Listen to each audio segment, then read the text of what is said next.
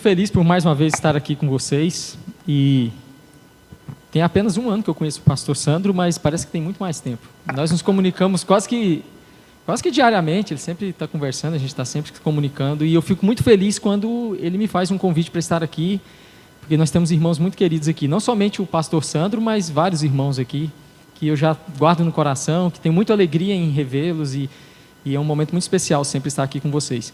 E quando o pastor Sandro me convidou dessa vez, ele pediu que eu estivesse falando sobre um tema bastante importante e que nós temos visto que realmente tem sido um tanto quanto negligenciado. Eu não digo negligenciado pelos pastores, mas negligenciado muitas vezes por nós enquanto membros, pessoas às vezes na igreja, as pessoas que deveriam estar um pouco mais firmadas e comprometidas, e nós não temos visto isso muito bem nas igrejas. Eu queria que vocês abrissem a Bíblia de vocês em Filipenses capítulo 2, e eu quero fazer algumas considerações iniciais, e daqui a pouco nós vamos ler um texto de Filipenses. Já pode deixar sua Bíblia aberta aí, Filipenses capítulo 2. E nós vamos falar um pouco hoje sobre compromisso, E obviamente, quando nós vamos falar, já que eu digo assim, nós vamos falar sobre compromisso, nós vamos falar sobre compromisso, comprometimento, estarmos envolvidos. Quando eu falo compromisso, então em alguns momentos eu vou utilizar a palavra compromisso, comprometimento, envolvimento, porque é justamente sobre isso que nós vamos falar. Eu quero fazer algumas considerações aqui, daqui a pouco nós vamos entrar no texto para que nós possamos entender melhor qual a perspectiva que eu quero tratar dentro dessa questão aqui do nosso comprometimento, para que vocês então possam compreender bem e para que nós possamos então entender qual deve ser o nível do nosso comprometimento, do nosso compromisso com a obra de Deus, uns com os outros, do nosso compromisso com o nosso pastor, com as pessoas que estão ao nosso redor, em tudo aquilo que nós nos dispormos a fazer. E a palavra compromisso, ela significa obrigação assumida por uma ou diversas partes. E a palavra comprometimento é ação ou fato de comprometer-se. A palavra comprometimento tem origem no termo latim compromissus, que indica o ato de fazer uma promessa recíproca. Ou seja, quando nós olhamos essa definição da palavra compromisso, que é a obrigação assumida, quando você já vê falando compromisso é uma obrigação assumida, nós já começamos a entender por que nós temos tido tanta dificuldade com essa questão dentro da... E, gente, só uma observação aqui, nós estamos falando isso aqui dentro de um contexto religioso, eu vou falar um pouco aqui sobre fora também do contexto religioso, mas isso é um problema que nós encontramos em todas as áreas da sociedade hoje. Essa falta de, muitas vezes, compromisso, ou de comprometimento, de envolvimento por parte das pessoas, porque hoje em dia, se tem algo que as pessoas têm medo, é justamente disso aqui, uma obrigação assumida.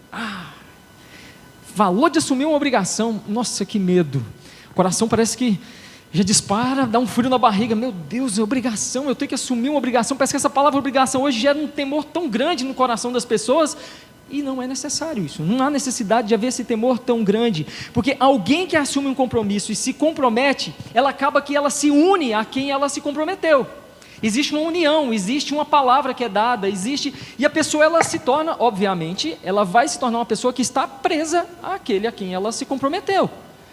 Por mais que lá na frente ela venha quebrar o seu compromisso, ela venha não cumprir com o seu contrato, com aquilo que ela se comprometeu, com aquilo que ela deu a palavra dela, mas existe sim uma união, existe um laço entre as duas ali, no que diz respeito a isso.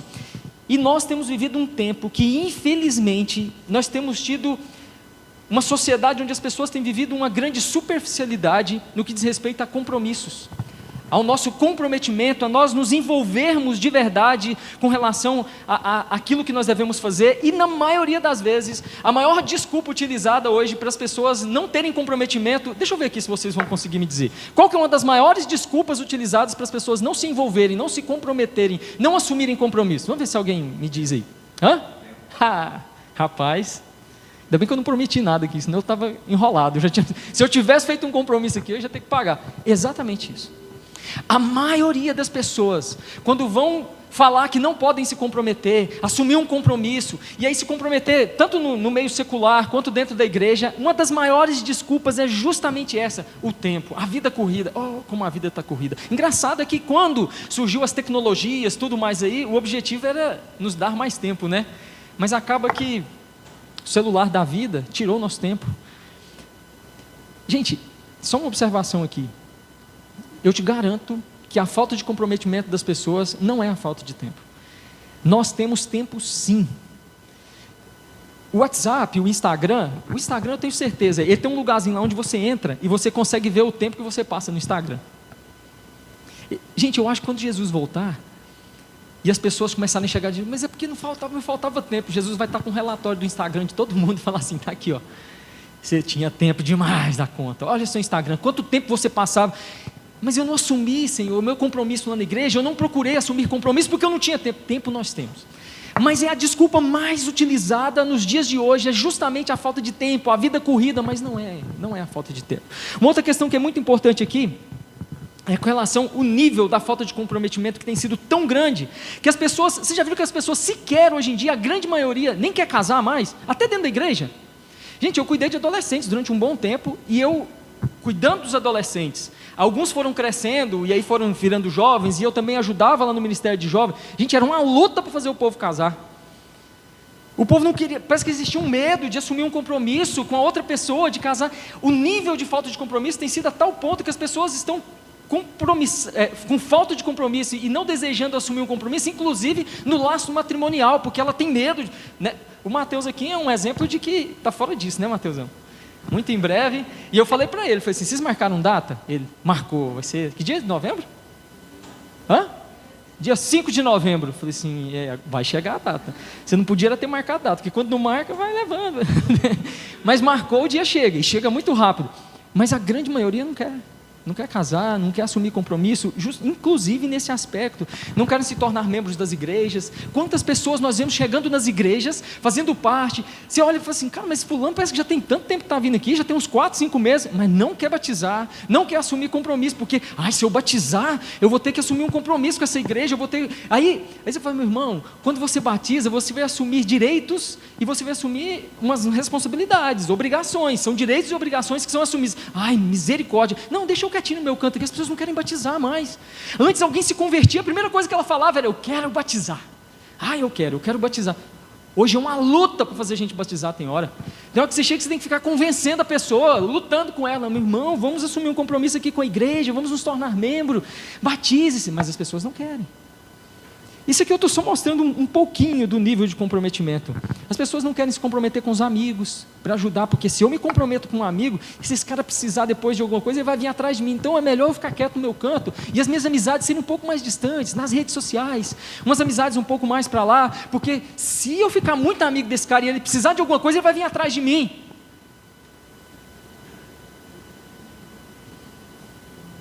Antigamente, quem aqui já ouviu falar assim que os pais, pelo menos meu avô falava isso assim, meu avô, ele já tem um tempo que ele morreu, ele falava assim, hoje em dia, e na época dele ainda não estava do jeito que está hoje não, hoje em dia anda difícil, antigamente o negócio para a gente era no fio do bigode. Você já ouviu essa expressão? Quem já ouviu? Levanta a mão.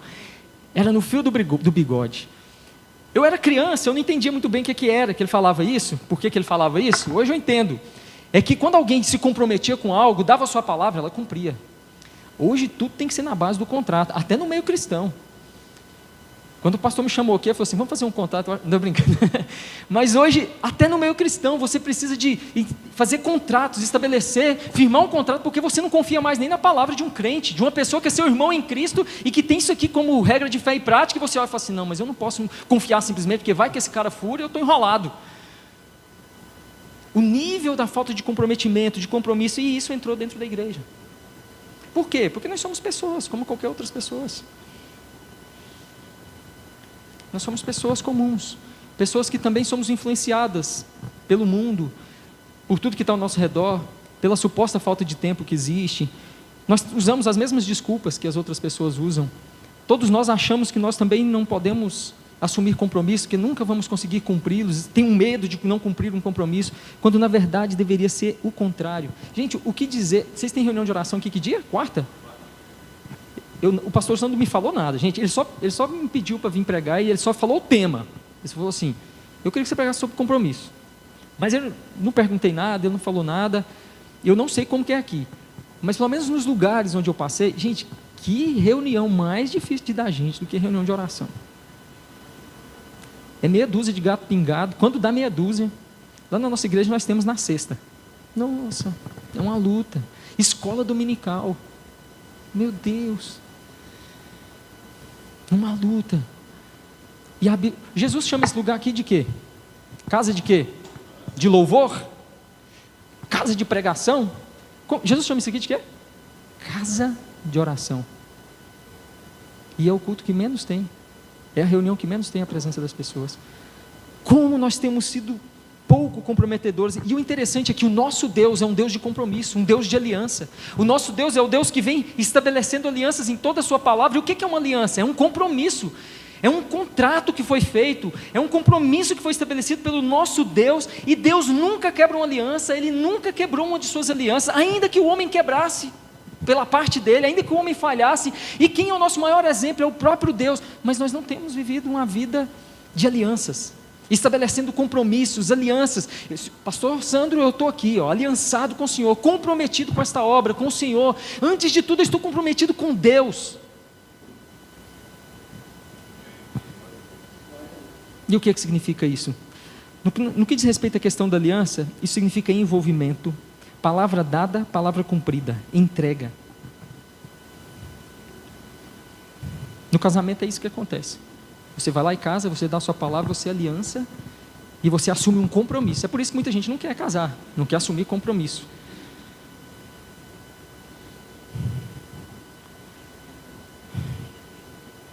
E a palavra de Deus, ela vai nos falar muito sobre compromisso. E talvez quando nós vamos falar sobre compromisso, o que vem tem um monte de texto na Bíblia que nós poderíamos usar. Mas eu quero utilizar, eu pedi para você abrir aí em Filipenses capítulo 2, do verso 1 até o verso 11. E antes de nós falarmos sobre compromisso, e antes do Senhor cobrar de nós algum compromisso, algum comprometimento, Ele nos deu o exemplo primeiro do que é se comprometer, do que é assumir um compromisso. E eu queria que você abrisse sua Bíblia aí, já está aberta aí, né? Filipenses capítulo 2, do verso 1 até o verso 11. Eu vou fazer uma leitura aqui, depois a gente vai estudando melhor. Filipenses foi escrito pelo apóstolo Paulo, todos nós aqui sabemos. O apóstolo Paulo escreve a carta aos Filipenses por volta do ano 61, e aquela igreja era uma igreja que estava sendo perseguida. Ali era uma colônia de Roma, onde os soldados romanos que iam se aposentando, então eles iam morar lá, eles iam habitar lá. Era uma igreja que era terrivelmente perseguida. O apóstolo Paulo preso, mandando uma carta para aquela igreja. O tema central da carta é o quê? Alegria. Alegrai-vos, mais uma vez eu digo, alegrai-vos no Senhor. Gente, olha que coisa mais paradoxal. Uma igreja perseguida, um apóstolo preso, prestes à morte, escrevendo para essa igreja, e o tema central da sua carta é justamente falar sobre alegria, ao invés dele falar sobre tristeza, ao invés dele falar sobre isso. E chega num ponto dessa carta aqui, no capítulo 2, do verso 1 ao 11, que ele vai começar a falar sobre Cristo, e ele vai falar para aquela igreja o nível de comprometimento que ele esperava daquela igreja. E quando ele começa a falar disso, quando ele começa a falar sobre a humildade que é vista em Cristo, ele vai falar também sobre um nível de comprometimento que deveria haver entre eles, que deveria haver entre eles e Cristo. E o exemplo que ele traz para nós de compromisso, de comprometimento, é o próprio Jesus, quando ele traz para nós um poema lindo. Nós vamos ler aqui mais para frente aqui, mas a partir de um pequeno trecho aqui desse texto aqui, nós estamos diante de um cântico que era cantado naquele tempo, era um hino que era cantado pela igreja, e o apóstolo Paulo transcreve esse hino, mostrando para eles o nível de comprometimento de Cristo com a obra dele, com a igreja, com o seu povo, com o Pai, ao ponto dele entregar sua vida por amor a nós. Vamos fazer a leitura desse texto aqui e vamos pensar um pouco a respeito desse texto. Diz assim, se há, pois, alguma exortação em Cristo, alguma consolação de amor, alguma comunhão no Espírito, se há entranhados afetos e misericórdias, completai a minha alegria, de modo que penseis a mesma coisa, tenhais o mesmo amor, sejais unidos de alma, tendo o mesmo sentimento. Nada façais por partidarismo ou vanglória, mas por humildade, considerando cada um os outros superiores a si mesmo. Não tenha cada um em vista o que é propriamente seu, senão também cada qual o que é dos outros. Tende em vós o mesmo sentimento que houve também em Cristo Jesus, pois ele, subsistindo em forma de Deus, não julgou como usurpação o ser igual a Deus. Antes, a si mesmo se esvaziou, assumindo a forma de servo, tornando-se em semelhança de homens e reconhecido em figura humana, a si mesmo se humilhou, tornando-se obediente até a morte, e morte de cruz, pelo que também Deus o exaltou sobremaneira, e lhe deu o nome que está acima de todo nome, para que ao nome de Jesus se dobre todo joelho nos céus, na terra e debaixo da terra, e toda língua confesse que Jesus Cristo é Senhor, para a glória de Deus Pai. Amém? Glória a Deus, que texto maravilhoso. Gente, esse aqui é um dos textos mais lindos que nós temos na Bíblia.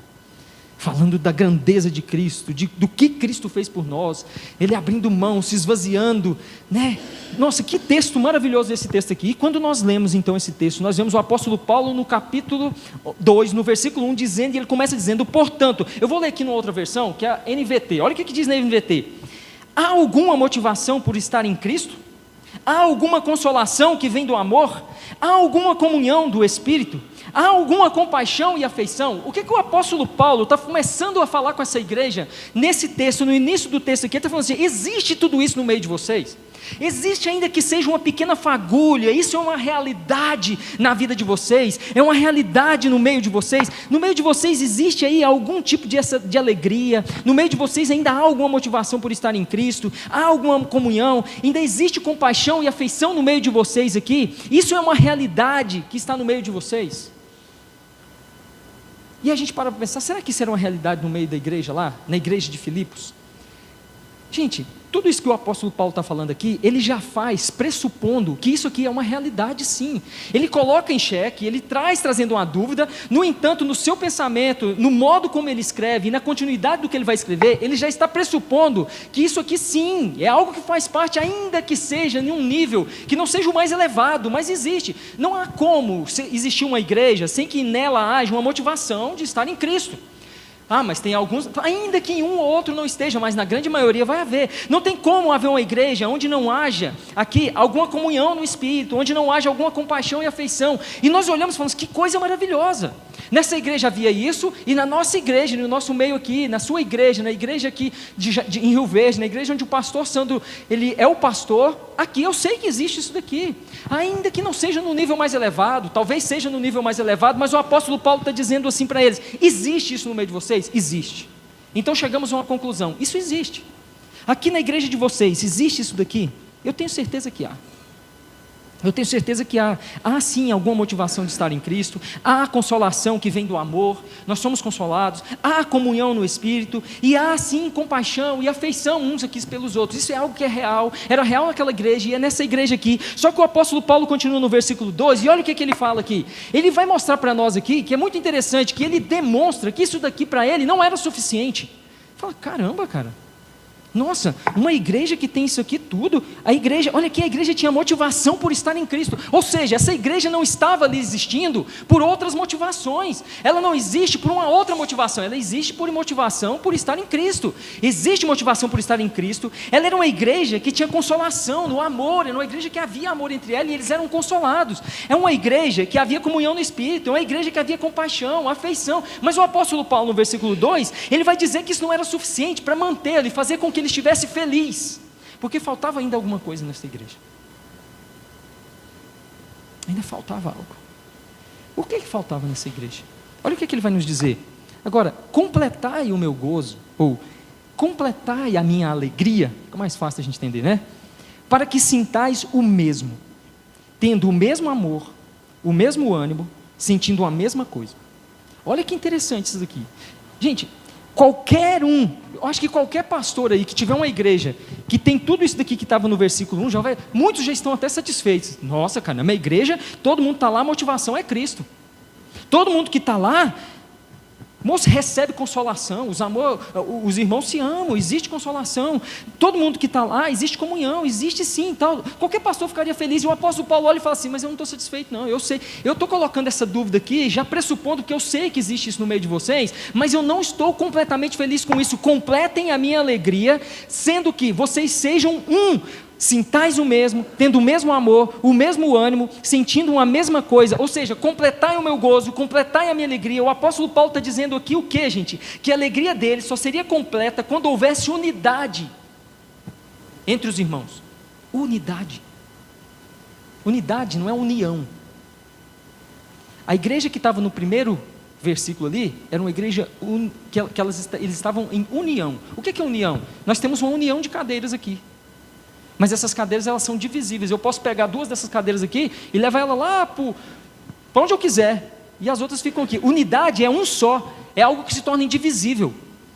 Unidade é um, absolutamente um. Unidade é esse copo apenas aqui, eu não tenho outro. Não tenho. Se eu dividir, inclusive na unidade, se você divide, aquilo deixa de perder o sentido pelo qual ele existe. Porque se eu racho esse copo no meio, o que eu vou colocar dentro desse copo para me beber? Acabou o sentido dele existir. O apóstolo Paulo está dizendo, ainda que vocês estejam aqui pela motivação certa que é Cristo, ainda que haja entre vocês consolação, ainda que haja tudo isso, vocês precisam estar em unidade. E quando existe unidade, quando é um só, o que um sente, o outro também vai sentir. Faz parte.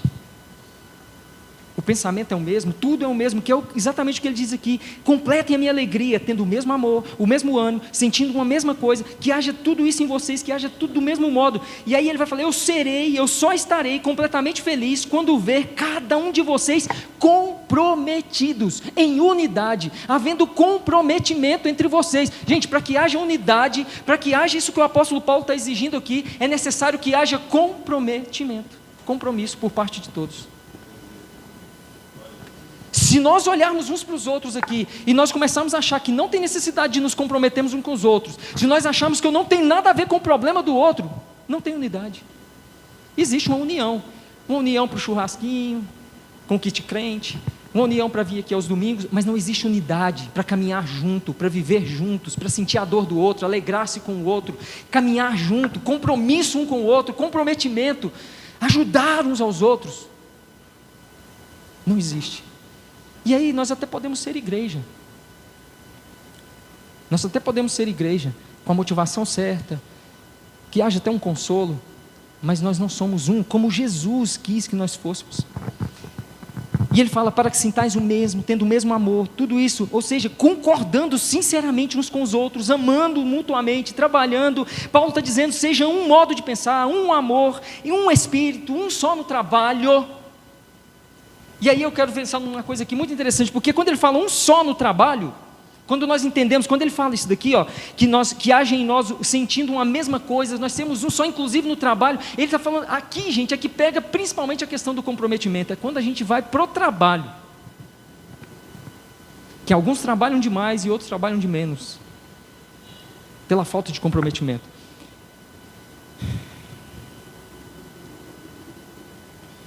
Há maior nível de comprometimento do que esse? De ser unidade, um com o outro? Assumir um compromisso é unir-se a alguém e caminhar junto em unidade. O que quer dizer o que o apóstolo Paulo está falando aqui? Exatamente isso. Assumir um compromisso é unir-se a alguém e caminhar junto em unidade. Antes de tudo, nós precisamos assumir o compromisso de sermos um, para depois nós continuarmos entendendo um pouco mais sobre o compromisso. Se você fala assim, eu não quero ser um com ninguém não, você está descumprindo a vontade de Cristo, porque em João capítulo 17, Jesus orou, e na sua oração sacerdotal, Pai, eu oro para que eles sejam um, como eu sou um contigo. Olha o que ele fala, eu oro para que eles sejam um, ele não falou, eu oro para que eles sejam unidos, e sejam uma comunidade que viva ali em união, não, ele orou para que nós fôssemos um, eu oro para que eles sejam um. Há maior nível do que esse de compromisso? Qual que é o outro lugar na Bíblia que fala sobre essa questão de ser um? O casamento, né? O laço matrimonial. Quando você se casa com alguém, a Bíblia fala que você deixa de ser alguém individualmente e você se torna um com quem você se casou. Uma só pessoa, uma só carne, e a vontade de Jesus para a sua igreja é que nós sejamos um. Jesus não vai casar com várias noivas, ele vai casar com uma noiva, que é a igreja. Jesus não é poligâmico. E essa noiva é nós sermos unidade, para que ele se case conosco, para que nós estejamos juntos, vivendo em unidade, cumprindo aquilo que ele orou ali, falando, Pai, eu rogo para que eles sejam um contigo. E nós precisamos ser esse corpo indivisível, para sermos comprometidos uns com os outros, com a obra de Cristo, com Cristo. Se eu não me comprometo com nada, então eu não faço parte do corpo. Se eu não assumo um compromisso, eu não faço parte do corpo. Eu posso até pensar que eu faço parte do corpo, mas se eu não assumo, eu não faço. Olha para o seu corpo aí. Olha assim para o seu corpo. Está vendo o seu corpo? Você sabe por quê que você está vivo agora? A Bíblia utiliza muito o exemplo do corpo, né? Com relação a essa questão. Inclusive, quando a gente vai falar dos dons espirituais, tanto em Romanos 12, quanto em 1 Coríntios 12, vai falar dos dons, principalmente Coríntios 12, vai falar muito sobre a questão do corpo, e o corpo se completa. Por que você está vivo? Quando a Bíblia fala do corpo, ele fala que nós somos membros do corpo. Então ali você tem... E aí quando a gente pensa em membro, a gente vai pensar em todas as partes do corpo aqui agora, inclusive os nossos órgãos, tudo. Eu só estou vivo porque os meus órgãos, o meu corpo, tudo que existe em mim está comprometido e cada um está fazendo a sua parte para que eu esteja vivo. Se o meu coração nesse exato momento falar assim, cansei, velho, não quero me comprometer com esse cara não, e parar, eu caio morto aqui em cima. Se os meus rins começarem a falar assim, não quero me comprometer com esse cara não, e parar, talvez eu não caia morto agora, mas com o tempo eu vou ter problemas, e eu posso morrer por causa disso. Quando a Bíblia fala para nós a respeito do corpo, é justamente isso, nós somos fundamentais, cada um é fundamental e precisa assumir o seu compromisso, precisa se comprometer, porque senão o corpo vai começar a adoecer, vai ficar doente, vai começar a passar mal, vai ter problemas. E aí muitas vezes a pessoa fala assim, mas eu faço parte da igreja, eu faço parte do corpo. Qual é o seu nível de comprometimento? Você se sente um com o corpo? Ou você simplesmente, nós somos tão unidos lá? Não, você tem que ser um, você precisa sentir a dor um do outro.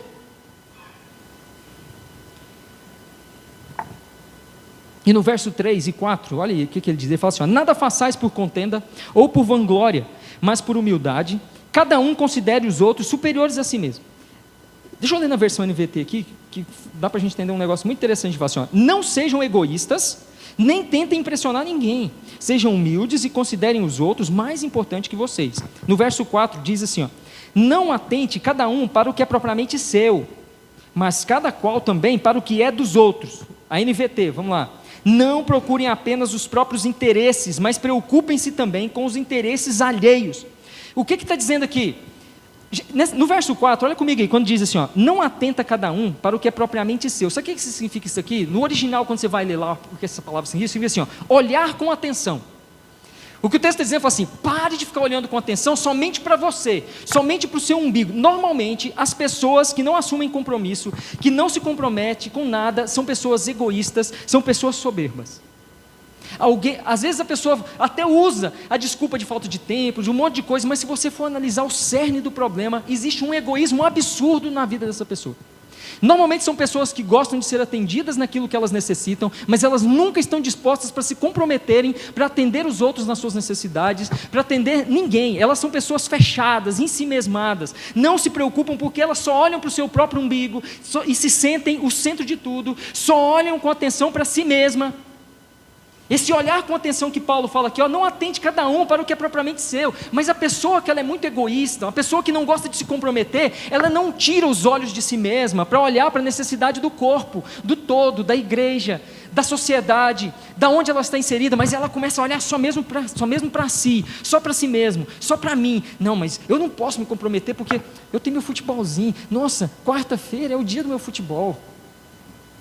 Quarta-feira é o dia que eu tenho para descansar. Egoísta, pensa só em si, muitas vezes soberba, olhando, ela faz exatamente o contrário do que o apóstolo Paulo aconselha aqui. Deixa eu dizer uma coisa aqui, meus irmãos, para vocês. Saiba que quando você não se compromete para dividir a carga uns dos outros aqui, alguém está fazendo o seu serviço. Se você faz parte da igreja, se você faz parte do seu trabalho, quando nós não entendemos que nós precisamos estar comprometidos aonde nós estamos inseridos, quando nós nos tornamos egoístas, que nós olhamos só para nós mesmos, quando nós não olhamos para o todo, e nós nos tornamos pessoas distantes e não comprometedoras, que não assumem um compromisso, pode ter certeza que alguém está fazendo o trabalho que era você que deveria estar fazendo, e essa pessoa está sobrecarregada, ela está sofrendo, e ela está consequentemente morrendo aos poucos, enquanto você está de boa. Isso é o maior nível de egoísmo que pode existir. Enquanto nós não assumimos o nosso compromisso, enquanto nós não nos comprometemos, tem alguém fazendo aquilo que nós deveríamos estar fazendo, e essa pessoa está sofrendo. Isso é amor?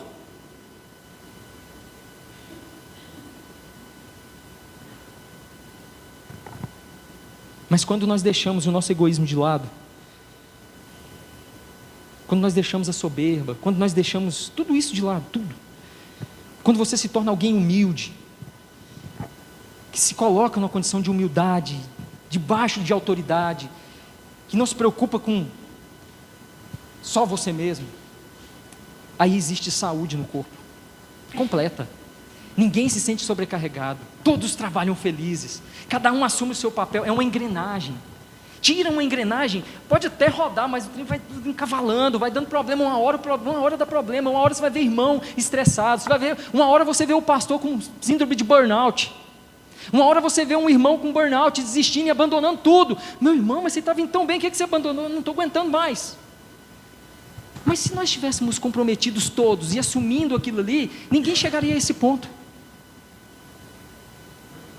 Quando se divide a carga. E no verso 5 ele diz: de sorte que haja em vós o mesmo sentimento que houve também em Cristo Jesus.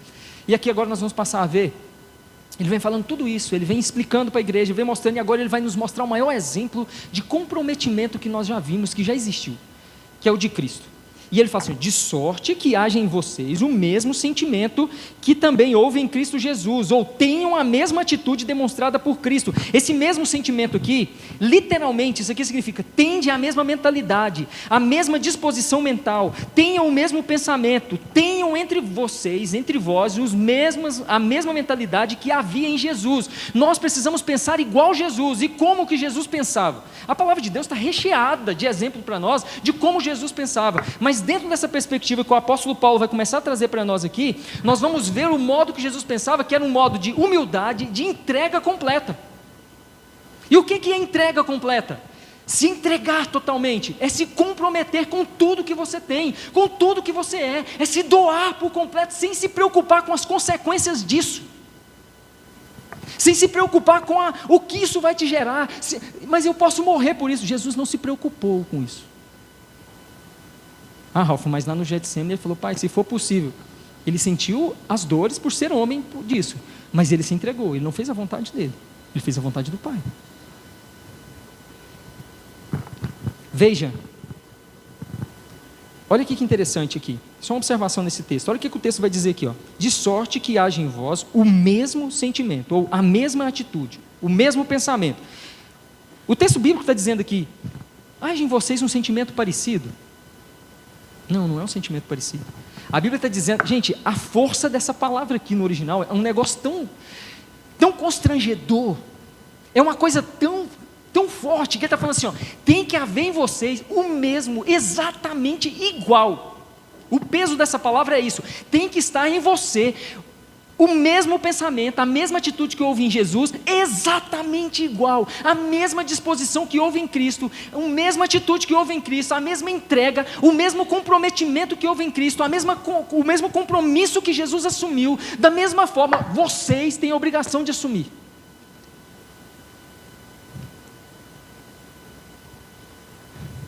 Não é mais ou menos. Eu vou assumir aqui, eu sei, nossa, foi difícil demais o compromisso que Jesus assumiu, eu vou assumir aqui um pouco aqui, é a mesma, uma atitude de total entrega. E aí eu faço uma pergunta para nós aqui: qual tem sido o nível de entrega nosso para com Deus, para com Cristo? Jesus se entregou totalmente por nós, completamente. Qual tem sido o nosso nível de entrega nas nossas igrejas, aos nossos irmãos, no nosso casamento? A Bíblia nos diz que se nós somos cristãos, o nosso nível tem que ser o mesmo que houve em Cristo, exatamente igual, entrega completa, total, não é pela metade, não é 50%, Jesus não requer de nós apenas 99%, é 100% de entrega, de comprometimento, como houve em Jesus.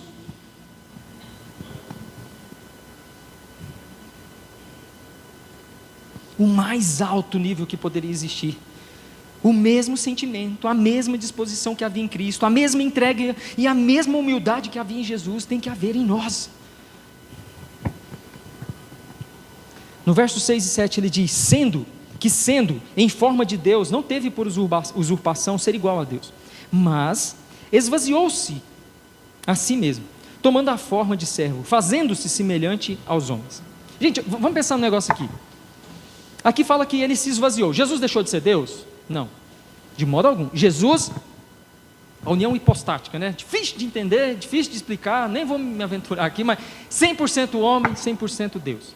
Quando fala que ele se esvaziou aqui, nós temos uma palavra no grego chamada kenosis, que é um esvaziamento mesmo. Quando Jesus se esvazia aqui, ele se esvazia de alguns privilégios que ele tinha na eternidade, como qual é o privilégio, por exemplo, da glória, sua glória celestial, sua autoridade independente. Outro dia um cara me falou assim, lá no meu serviço tem um senhor lá, e ele sempre me pergunta sobre a Bíblia, ele falou assim, vocês falam que Jesus é Deus? Mas por que ele ora para Deus pedindo as coisas para Deus? Se ele é próprio Deus, ele não precisava orar pedindo as coisas para Deus, ele mesmo podia falar, eu faço que é assim, mas ele ora. Eu falei assim, mas ali ele se esvaziou, houve a kenosis ali. Por que muitas vezes nós vamos ver Jesus orando ao Pai, pedindo as coisas? Se ele é o próprio Deus, por que ele mesmo não faz aquilo? Ele é 100% homem, e muitas vezes na Bíblia nós vamos ver Jesus agindo como homem, vivendo como homem ali, sofrendo como homem, e outras vezes nós vamos ver Jesus inclusive demonstrando atributos, que são atributos do próprio Deus, como por exemplo a onisciência, quando a Bíblia fala para nós que ele olhando para as pessoas sabia o que elas pensavam. Então nós vamos ver as duas naturezas de Deus ali na Bíblia, e gente, isso... Eu vou usar a mesma expressão que eu gosto muito do pastor Nicodemos, e tem algumas coisas que ele fala, gente, isso é mistério. É igual a responsabilidade humana e a soberania de Deus. Você fala assim, é mistério, faz parte do mistério de Deus, nós entendemos, a Bíblia nos mostra de forma clara, nós não conseguimos explicar, mas Jesus era. Mas a Bíblia vai falar para nós aqui, que Jesus é o próprio Deus. Sabe o que Jesus podia ter dito? Jesus, ao olhar para nós, ao olhar para a humanidade, ele podia ter dito assim, o quê? Eu sou Deus. Vou descer lá, vou me esvaziar disso aqui. Gente, será que nós temos noção do que é estar na glória?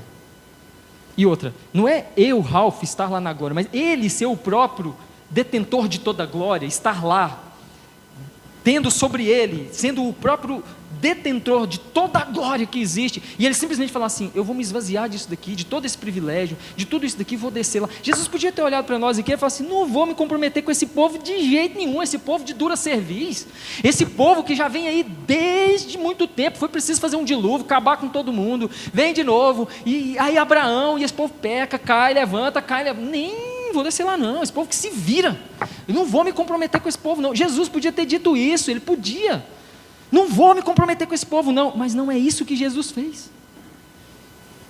Olha o que Jesus faz aqui por nós, ele se humilhou, ele tornou-se como um de nós, para se comprometer conosco e nos redimir, ele se esvaziou de si mesmo, tornou escravo, esvaziou-se, como eu disse, o kenosis, ele se esvaziou de toda a sua glória ali, por amor a nós, e ele não precisava disso, ele podia ter olhado e falado assim, não, moço, eu vou evocar aqui agora o meu atributo, a seidade, eu não preciso de nada, eu sou autossuficiente. Vocês acham que Jesus precisa de mim, de você? O pastor Sandro, ao ministrar hoje aqui, falou sobre isso. Jesus não precisa de nós, Deus não precisa de nós. Gente, é puro amor. Ele se comprometeu porque Ele quis, pela sua própria vontade, pela sua soberania, Ele se comprometeu. Agora eu e você, nós não temos escolha. Ou nós nos comprometemos, ou nós estamos enrolados, estamos perdidos. Jesus, Ele é autossuficiente em si. Jesus não precisava de mais nada para existir, para ser feliz e completo em si mesmo. Eu e você não somos nada sem Ele. Eu e você não somos nada uns sem os outros aqui. Eu não sou nada sem o meu irmão que caminha comigo. O que seria de nós? Nós somos apenas um membro amputado. E o que acontece com um membro amputado?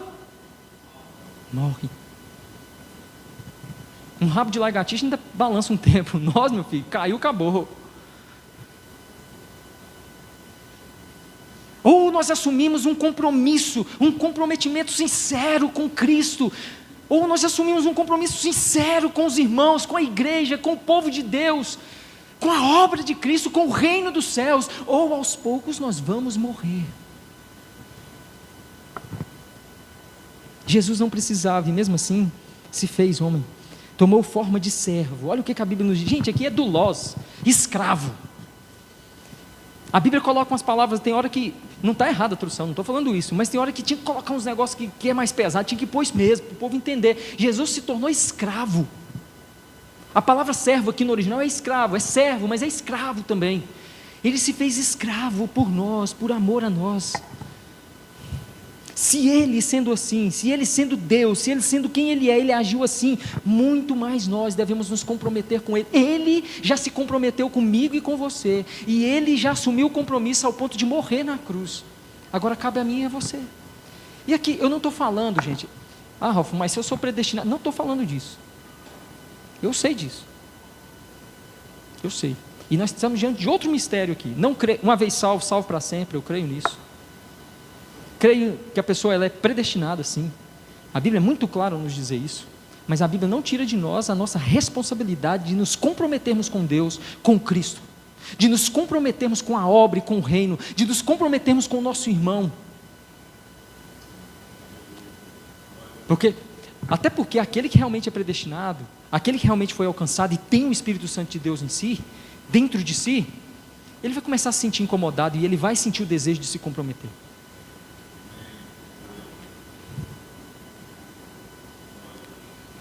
E aí, Jesus tomou a forma de servo, esvaziou-se, fez-se escravo, e ele colocou sobre nós uma responsabilidade. Lembra que nós falamos no início que era exatamente igual? Olha o que ele vai nos dizer em Lucas 9:23, não precisa abrir aí não, diz assim, ó, Jesus dizia a todos: se alguém quiser acompanhar-me, negue-se a si mesmo, ou seja, esvazie-se também de si.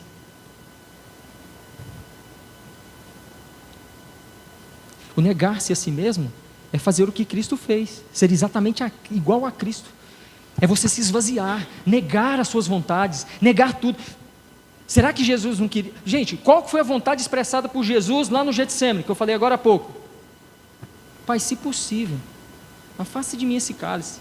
Eu já falei isso daqui, eu tenho certeza que o pastor Sandro, o Mateus, os irmãos todos aqui já falaram isso várias vezes. Jesus não estava com medo, não era do martírio ali, infligido por ele, pelos romanos, não. Era a ira de Deus que seria derramada sobre ele. Os nossos pecados sendo cobrados dele. Isso que Jesus estava ali, ele falou, se for possível, Pai, afasta de mim esse cálice. Mas o que Jesus fez? Esvaziou-se de si. Jesus aqui, ele faz o que ele nos aconselha. Jesus, ele não fala assim, já viu aquele negócio que a gente atrai pelo exemplo? Jesus não fala assim, faz isso.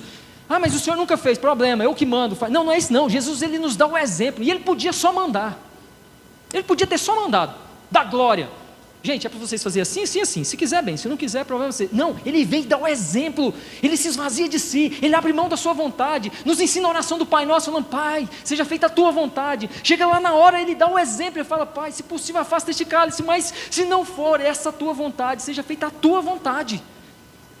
E ele diz para nós, negue-se a si mesmo, abra mão das suas vontades. E qual tem sido o nosso nível de comprometimento? Mais uma vez eu pergunto, nós temos abrido mão das nossas vontades, dos nossos desejos. E no verso 8 ele diz, e achado na forma de homem, humilhou-se a si mesmo. Olha só, Jesus não foi imposto sobre ele a humilhação, ninguém chegou e fez ele ser humilhado, ele decidiu isso. E humilhou-se a si mesmo, sendo obediente até a morte e morte de cruz. Qual é o nível do comprometimento de Jesus? O nível do compromisso e do comprometimento de Cristo para conosco é um nível de morte. No texto que eu li anteriormente aqui de Lucas, o que Jesus exige de nós então? Ele primeiro nos dá o exemplo, ele primeiro nos mostra o maior nível de comprometimento, primeiro ele se humilha, primeiro ele se esvazia, primeiro ele faz tudo isso, e ele morre por nós, e ele exige o mesmo de mim e de você. Ele nos exige um nível de comprometimento exatamente igual ao dele, um nível de comprometimento de esvaziamento completo, de abrir mão das nossas vontades e, se preciso for, morrer literalmente por amor a ele. Antes de tudo, morrer para esse mundo, morrer para as nossas vontades, morrer para os desejos da carne, morrer para isso tudo.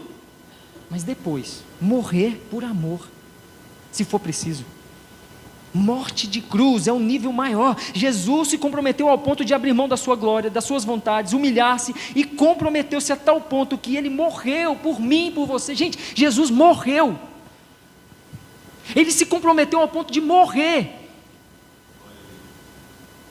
Ele não se comprometeu só ao ponto de ter que ir numa reunião de oração por você, não. Não foi só para ir numa escola dominical, não. Ele morreu. A pior dor que alguém poderia sofrer, ele sofreu por mim e por você. Esse é o nível de comprometimento dele. E qual tem sido o nosso nível de comprometimento? É vergonhoso. E quando eu falo isso, Ralf, qual tem sido o meu nível de comprometimento?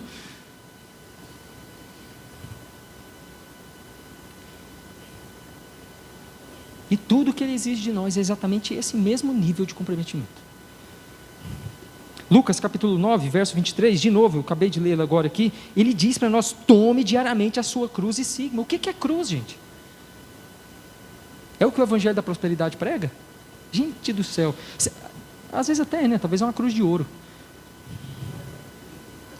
Só tem dó deles, porque uma cruz de ouro é mais pesada que uma de madeira.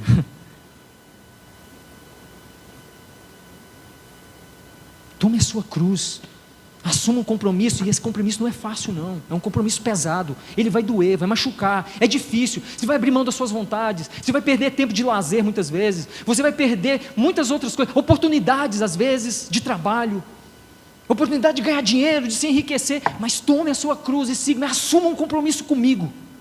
Não assuma um compromisso somente com o mundo, com as suas vontades, não, assuma um compromisso comigo. Tome a sua cruz. Eu tomei a minha. Eu não tinha uma pedra para reclinar a cabeça, mas eu assumi. E nós estamos assumindo?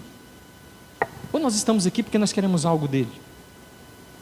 Ele pode nos dar o que ele quiser, mas ele já nos deu tudo que nós precisávamos, a vida eterna por meio da sua morte. Logo, eu não preciso de mais nada para me comprometer. Eu já vi gente fazendo promessa. Senhor, gente, isso é vergonhoso. Se o Senhor me der aquela casa e fizer isso assim, eu me comprometo que eu vou devolver meu dízimo. Eu vou na escola dominical. Gente do céu, isso é vergonhoso, isso é um absurdo. Se o Senhor fizer isso ou aquilo para mim, aí eu vou na escola dominical, não vou faltar uma. Nossa, gente, que nível baixo. Que falta de comprometimento. Eu tenho que ter comprometimento com Cristo, pelo que Ele já me deu, é pela vida eterna, é pelo exemplo que Ele já me deu, e pelo que Ele cobra de mim.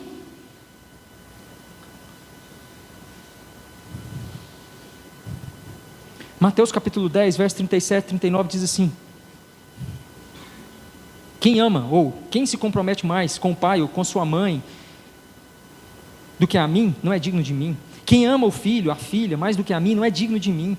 Quem não toma, assume a sua cruz. Tomar aqui, gente, assumir, assume. Assumir a cruz. Porque tem gente, às vezes, até, não é tomar, ele deixar ele lá, assume. Onde você vai, você está carregando a cruz. Eu sou um cristão, eu assumi um compromisso com Cristo. Porque tem gente que talvez até pega a cruz, leva, dá uma guardadinha nela, deixa lá de vez em quando, dá uma polida, tal. Não, assumir, tomar a cruz aqui é você assumir, você colocar ela sobre o ombro e andar dia após dia, compromissado com aquilo que você assumiu. E aí ele fala, a sua cruz, e não segue após mim, não é digno de mim. Quem achar a sua vida, perdê-la ao nível do comprometimento. E quem perder a sua vida por amor a mim, achá-la.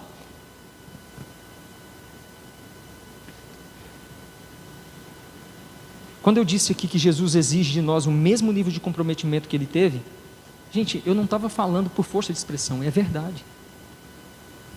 Quando Jesus fala aqui sobre perder a vida, nós temos dois sentidos nesse texto aqui, muito claro, muito simples, sem discussão teológica, sem problema. Está aqui o pastor Sandro, o Mateus, esqueci o nome, irmão, o Marcos, são todos teólogos, deve ter mais teólogos aqui. Igreja onde tem pastor teólogo assim que gosta, vai contagiando, vai dando um monte de teologueiro.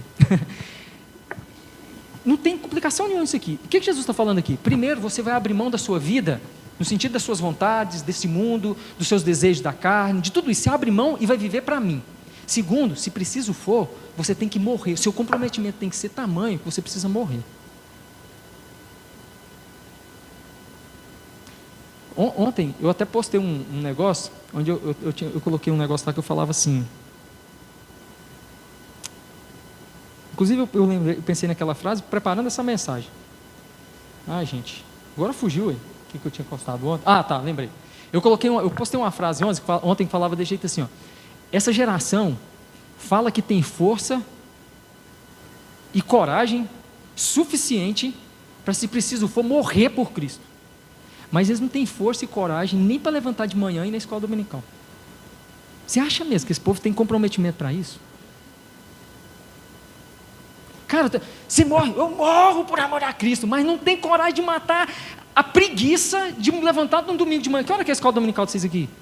9 horas, gente do céu, 9 horas da madrugada a escola dominical aqui. Que absurdo um negócio desse, pastor. Não, passa a sua escola dominical para 11 horas. Aí o povo não vem porque está na hora do almoço. Não, então vamos passar para um pouquinho mais cedo. Daí não vai vir porque está... Gente, pelo amor de Deus, meus irmãos.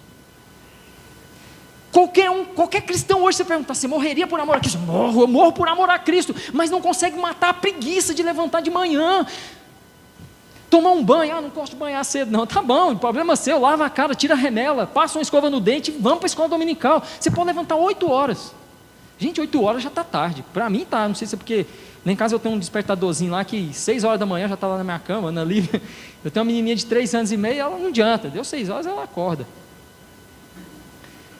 Mas tem que haver um comprometimento, não é possível. E o pior de tudo aqui, ó, que Jesus fala assim, ó, olha aqui, Jesus fala assim, eu não posso amar mais, ter um comprometimento maior, é com meu pai, com a minha mãe. Se o comprometimento das pessoas fosse pelo menos assim com o pai, com a mãe, fala assim, não, pelo menos ele ainda está cumprindo o mandamento bíblico, está honrando pai e mãe, ainda dava uma desculpinha, não cai não, mas assim, ainda dava uma desculpinha, mas nem não é com isso. Você sabe qual que é o maior comprometimento com as pessoas hoje? É com a preguiça, é dormir, é com a Netflix, é com o celular. Aí você sabe por que o cara não consegue levantar no domingo de manhã para ir para a escola dominical? É porque no dia anterior, não é porque no dia anterior ele ficou até 1h da manhã orando e lendo a Bíblia. É porque no dia anterior ele ficou até 1h da manhã jogando RPG, assistindo a série da Netflix, olhando o celular e mandando mensagem, vendo um monte de coisa no celular. Aí no outro dia, realmente, ele não vai dar conta de acordar. Se o nosso nível de falta de comprometimento fosse pelo menos por coisas mais lícitas, um amor ao pai, aos irmãos, mas não é. É por isso que eu falo que essa geração nossa está pior, porque Jesus exorta eles lá com base nisso. Hoje é por coisas piores, mais banais ainda.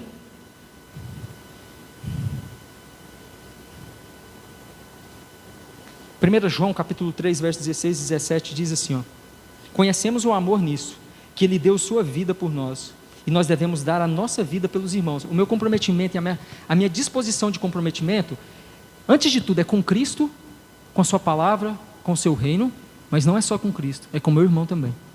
Eu preciso estar disposto. Olha o que o texto vai continuar dizendo no verso 17. Quem, pois, tiver bens do mundo, e vendo o seu irmão necessitado, lhe cerrar as suas entranhas, como estará nele o amor de Deus? Eu tenho que dar a vida pelos meus irmãos, e aqui é literalmente, e, gente, esse negócio aqui é meio delicado, mas vamos lá. Uma das coisas que eu acho mais absurda é gente dentro de igreja passando dificuldade, necessidade. É uma das coisas mais absurdas que existe. Pastores passando dificuldades, necessidades. Isso não deveria existir. Olha o que o texto bíblico diz. Quem tiver bens desse mundo e vendo o seu irmão necessitado, lhe cerrar as entranhas aqui, é fechar o coração. É porque no conceito judaico, quando você queria falar, por exemplo, se hoje a gente viesse do conceito judaico, o Mateus ia olhar para a digníssima noiva dele e falar assim, eu te amo com todas as minhas tripas. Ele ia falar mais ou menos assim, com todas as minhas entranhas, porque entranhas aqui é tripa. Ele ia falar assim, eu te amo com todas as minhas tripas. Ela, Aí ele ainda olhava e ainda usava as cantadas de Salomão, né? Você é como as éguas de Faraó. Vixe, aí dançou tudo. O conceito aqui é fechar o coração. Quando ele fala fechar as suas entranhas aqui, hoje para nós sabemos que nós temos hoje uma ideia de que a sede das emoções está no coração. Se você vê alguém passando necessidade, você fecha o seu coração e não atende a necessidade, gente, isso é um absurdo. O amor de Deus não está nessa pessoa. Não existe comprometimento por parte dessa pessoa, porque eu assumo um compromisso, um comprometimento com Deus, eu assumo um comprometimento com o reino, eu assumo um comprometimento com a minha igreja, e eu assumo um comprometimento, eu tenho um compromisso com o meu irmão, ao ponto de que se eu vejo ele com necessidade, eu tiro do que eu tenho para ajudá-lo, se eu tenho condições. Mas se não há isso, não existe amor de Deus em mim. Não existe comprometimento meu com o meu irmão e, consequentemente, com a cadeia que eu falei atrás aqui, todinha, não tem comprometimento nenhum, apenas um mero religioso. Gente, leia a primeira carta de João. Ali é um teste para você saber se você é crente. É um teste. Ele vai falar os filhos do diabo, os filhos de Deus. Tem gente que eu acho que tem até medo de ler e fala, vixe, eu acho que o negócio aqui, pega uma canetinha e vai marcando, opa, esse aqui eu faço. Não, esse aqui eu estou mais para o filho do diabo. Esse aqui é mais para o filho de Deus. No final, já pensou se lá no final der um número maior dos filhos do diabo? Aí entra em crise, aí pronto. Não tem que entrar em crise. Converte, arrepende, volta. Pronto, acabou. Beleza? E aí o texto continua para nós aqui. E eu estou acabando, pastor, porque eu sei que você já está fadigado, porque eu converso mais com o homem da cobra, né? Gostamos... Quando você reconheceu Jesus como Senhor e Salvador, você se comprometeu. Só uma observação com relação à questão aqui, que eu estava me esquecendo. Gente, a gente está falando questão de bens aqui. Gente, vocês já viram o nível de comprometimento da igreja de Atos? E isso é levado tão a sério por Deus que Ananias e Safira tentam burlar o esqueminha lá e os dois morrem. Hoje você não vai morrer não. Porque lá em Romanos capítulo 1, a Bíblia fala que Deus está irado no seu trono, mas esse juízo vai vir no final, quando Jesus voltar. Naquele momento, para que houvesse esse vício de exemplo, eles morreram imediatamente. Mas olha o nível de comprometimento daquele povo, entre irmãos, com Deus. Eu não estou dizendo que você tem que sair e vender tudo que você tem e distribuir para as pessoas, não. Mas olha o nível de comprometimento. Aí a gente vê o poder de Deus operando de maneira maravilhosa no meio deles e a gente não sabe por quê. Pessoas sendo curadas e o poder de Deus operando ali, coisas maravilhosas acontecendo. Por que será? É porque aquele povo havia se comprometido com Cristo, entregando tudo que tinha, todas as suas posses, tudo. E se tem uma parte nossa, que é difícil de se comprometer, é justamente o bolso, para ajudar o próximo, fazer as coisas, mas é difícil. E aí, para nós encerrarmos, no verso 9, 10 e 11, diz assim, ó: por isso também Deus, olha qual foi a consequência do comprometimento de Cristo. Jesus se comprometeu, se esvaziou de sua glória. Não, Jesus morreu na cruz por nós, Jesus sofreu, tomou sobre si as nossas dores. Nós vamos lá para Isaías e nós vamos ver um relato grandioso e maravilhoso, falando que ele foi um homem de dor. Gente, nossa, é uma coisa absurda o que Cristo fez por nós. O comprometimento de Cristo é uma coisa absurdamente grande. Nós vemos tudo isso, mas Jesus não ficou sem pagamento. Olha aqui a consequência de Jesus ter se comprometido. Por isso, também Deus, por isso, ou seja, está nos remetendo ao que foi dito anteriormente, por causa disso, porque ele agiu daquele modo, se humilhou, tudo isso. Por isso, também Deus o exaltou soberanamente e lhe deu um nome que é sobre todo o nome, para que ao nome de Jesus se dobre todo o joelho dos que estão nos céus e na terra e debaixo da terra, e toda língua confesse que Jesus Cristo é o Senhor, para a glória de Deus Pai. O fato de Jesus ter sido humilde, deixado as suas vontades de lado, ter se esvaziado, ter se comprometido ao ponto de morrer, primeiro em obediência ao Pai e depois em amor a nós, mas porque Jesus fez isso, porque Jesus agiu desse modo, ele foi recompensado. E Jesus recebeu uma recompensa maravilhosa. E você sabe o que eu tenho para te dizer, meu irmão? O seu compromisso, o seu comprometimento não ficará sem recompensa.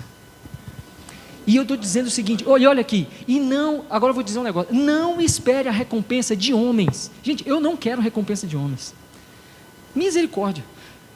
Mateus capítulo 7, se eu estiver enganado é 6 ou 7, agora me fugiu a memória aqui, quando Jesus vai falar sobre a questão da oração, do jejum, é no 7, Mateus capítulo 7, oração, jejum, e ele vai falar assim, não fica orando nas praças, porque eles já receberam sua recompensa, mas aquele que ora em secreto recebe a recompensa do Pai, o que dá esmolas e sai mostrando, não vai receber, mas o que recebe, gente, eu quero receber a recompensa de Deus, e a Bíblia nos garante, assim, a Bíblia não fala no início aqui no texto, que eu tenho que ser exatamente, ter como exemplo e agir exatamente igual a Cristo, ter o mesmo pensamento de Cristo, exatamente igual. Se Jesus foi recompensado, eu também serei. Obviamente, eu não vou receber um nome que está acima de todo nome, e eu não vou receber todo mundo joelhado diante de mim, mas a minha maior recompensa, sabe qual que vai ser?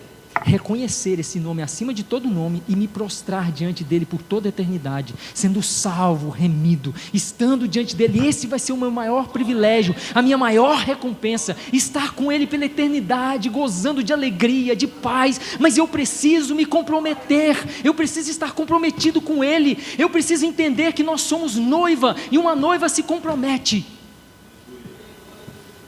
Meus irmãos, existe uma, levanta a mão aí, à direita, vocês dois, os dois aqui, ó.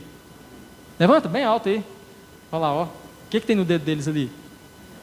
O que essa aliança representa? Eles estão noivos, né? Eles vão casar, vão mudar de mão, não vão?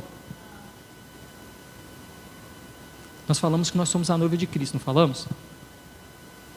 Será que nós estamos comprometidos com Cristo ao ponto de estarmos com uma dessa no nosso dedo?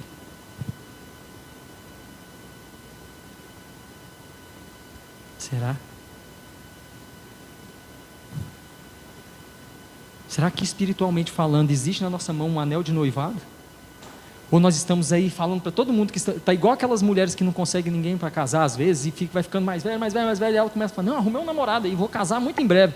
E o cara está só na imaginação dela, amor platônico, e nada. Será que a gente não está desse jeito? Não, eu tenho um noivo, o nosso noivo está aí. E você, mas cadê seu anel? Não, meu anel é que eu deixei ele polido. Será que nós não estamos achando que somos noivo? E não há um compromisso entre nós e Cristo de verdade? E o problema não está nele não é porque ele não tem assumido, é porque nós muitas vezes não temos assumido esse compromisso. Com o reino, com a obra, com Cristo, com os irmãos. Olha aqui, a Bíblia nos diz que nós seremos recompensados. Olha o que diz em Colossenses 3, 23 e 24. Tudo o que fizerem, façam de todo o coração, para com o Senhor e não para os homens, sabendo que receberão do Senhor a recompensa da herança, e a Cristo, o Senhor que vocês estão servindo, a recompensa.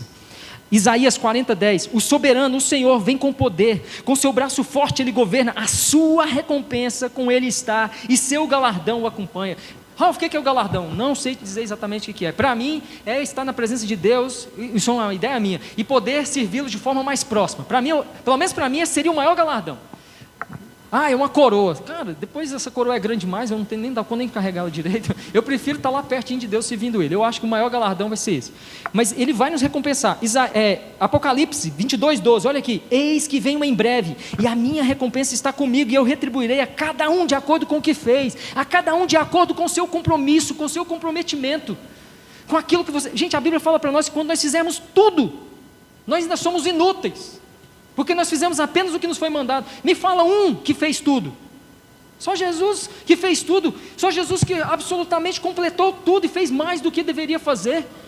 Só Ele. Nós não conseguimos fazer tudo. E se eu fizesse tudo eu seria inútil. Imagina. Nós precisamos nos comprometer demais. Mateus 5, 11 e 12. Comprometam-se ao ponto, se preciso for, morrer por Cristo. Porque olha o que diz aqui. Mateus 2, 11 e 12, ele vai falar: contudo, alegrai-vos por serdes participantes dos sofrimentos de Cristo, para que também vós vos alegreis e exultais na revelação da sua glória. Ou seja, alegre-se por se comprometerem agora, por carregar a sua cruz, eu sei que vai ser difícil, mas vocês serão recompensados, vocês vão se alegrar com Ele. Esta palavra é absolutamente digna de crédito. Acreditem, não duvidem. Se já morremos com Ele, da mesma forma com Ele viveremos e perseveraremos com Ele. Perseveraremos com Ele e igualmente reinaremos. A Bíblia diz que nós vamos reinar com Cristo. Vale a pena nos comprometermos. Para encerrarmos, comprometa-se.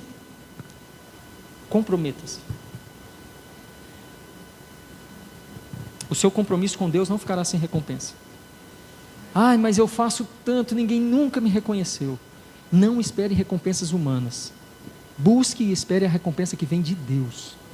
Essa é a melhor. Outra questão.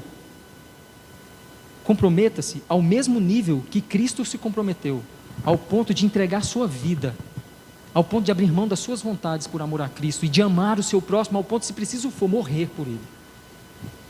E se você é capaz de morrer pelo seu irmão, o que vai ser você acudir ele nos momentos que ele necessita? É nada. 3. Comece esvaziando-se das suas vontades, da sua vaidade. Gente, tem gente que não consegue se comprometer para poder lavar a igreja, para poder arrumar as coisas, porque é formado. Eu sou formado em medicina, eu sou advogado, eu sou engenheiro. Não, tá doido. Jesus era dono de toda a glória. Ele era o próprio Deus e Ele se humilhou. Gente, o que é os nossos títulos? O que é comparado à glória de Deus, que Cristo abriu mão? Os nossos pequenos títulos, as nossas pequenas... Tem gente que... esvazie-se do seu egoísmo, das suas vontades, das suas vaidades. Outra questão, humilhe-se diante da poderosa mão de Deus e diante dos homens, como Cristo fez. Esteja disposto a ser servo, escravo, e seja comprometido nas pequenas coisas. Comece com as pequenas coisas. Como? Comece pela sua vida devocional, leia a Bíblia diariamente, seja comprometido com isso. Ore, jejue com frequência, participe dos cultos e das reuniões da igreja, participe. Reunião de oração, não tem nenhum culto que é melhor do que o outro, todos são uma homenagem ao Senhor. Quando você se converte, quando você recebe Jesus como Senhor e Salvador, você assume um compromisso de oferecer homenagens ao Senhor. Culto culto. A palavra culto significa homenagear. Você se comprometeu a homenagear o seu Deus, a oferecer culto. Aí você acha que um é melhor que o outro. Comece vindo nas reuniões, nos cultos, nas reuniões de orações. Se dispõe a trabalhar para Cristo. Viva e sirva para servir os irmãos nas suas necessidades. Abandone todo o amor pelas coisas desse mundo. Morra para esse mundo. E se preciso for, vá ao extremo no seu compromisso. Se preciso for, morra fisicamente por amor a Cristo. Esse é o nosso nível de comprometimento. Esse é o nível de compromisso que Deus exige de nós. Nossa, é muito difícil. Eu não falei que é fácil. Em nenhum momento aqui eu disse que é fácil. Mas a Bíblia me garante que não é impossível. Clame ao Senhor. E busque esse mesmo nível de comprometimento que Cristo teve para conosco. E se preciso for, morra por amor a Cristo. Vamos orar? Pastor, pode vir, por favor.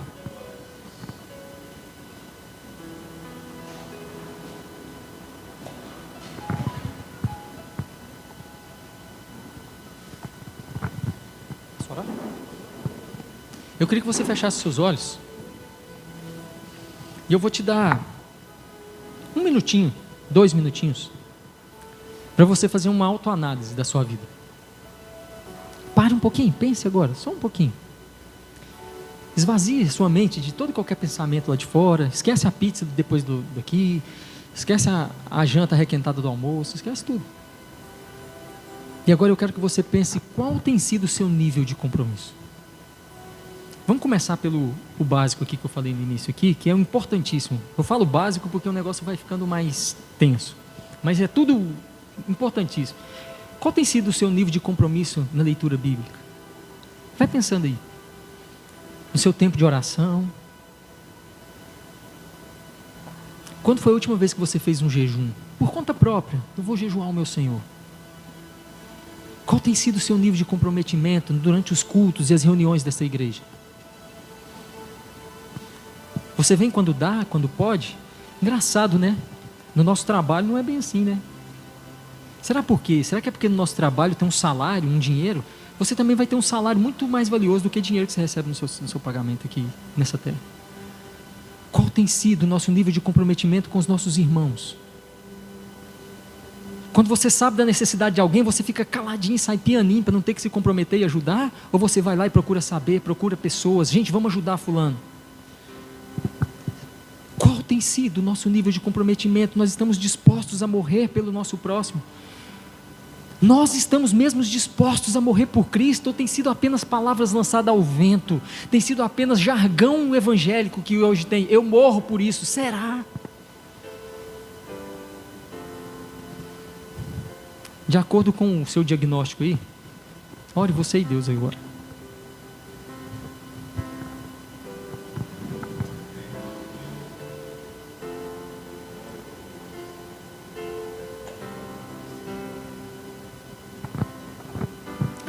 Senhor, nós clamamos a Ti, ó Pai. Ó Jesus, obrigado. Obrigado, Jesus. Obrigado por ter assumido esse compromisso tão maravilhoso, de ter se tornado homem, se esvaziado de si, descido, Deus, e vivido entre nós, e ter morrido por nós, Senhor. Oh Pai, obrigado, Jesus, por ter se comprometido a tal ponto, de ter se entregado a tal ponto, por amor a nós. Senhor, mas a Tua palavra nos diz que o Senhor exige o mesmo de nós. Senhor, e nós somos fracos, nós somos falhos, nós somos tão fracos, Deus, que nós não conseguimos nos comprometer, às vezes, em coisas banais da nossa vida cristã. E nós te pedimos, tenha misericórdia de nós, Senhor. Encha-nos com Teu Espírito Santo ao ponto de nós voltarmos ao primeiro amor e nos comprometermos verdadeiramente com a Tua obra, com os nossos irmãos, nos comprometermos contigo, se preciso for, morrermos realmente, Deus, por amor a Ti, que nós possamos gastar a maior parte do nosso tempo comprometidos contigo, Senhor, para que haja sim, Senhor, em nossas vidas cada vez mais um desejo de estar na Tua presença, de buscar a Tua presença, de estarmos unidos, vivendo em unidade, pensando a mesma coisa, tendo o mesmo amor. Deus, que possa haver uma alegria completa, Deus, no pastor desta igreja, ao olhar para este corpo, para esse corpo de Cristo, para essas pessoas aqui, e verem, Deus, um nível de comprometimento em que ele se alegra, assim como o apóstolo Paulo queria se alegrar com a igreja de Filipe, ó Deus. Ó Senhor, tenha misericórdia. Tenha misericórdia de nós, Senhor, e gere em nós um comprometimento real contigo, Senhor. Perdoa-nos, ó Deus, se temos sido comprometidos muito mais com as nossas redes sociais, com tantas outras coisas do que contigo. Quebranta o nosso coração e nos transforme para que assumamos o verdadeiro compromisso contigo, até aquele dia em que não seremos mais apenas uma noiva, mas estaremos casados contigo e estaremos nas bodas do Cordeiro. É a oração que nós fazemos em nome de Jesus. Amém.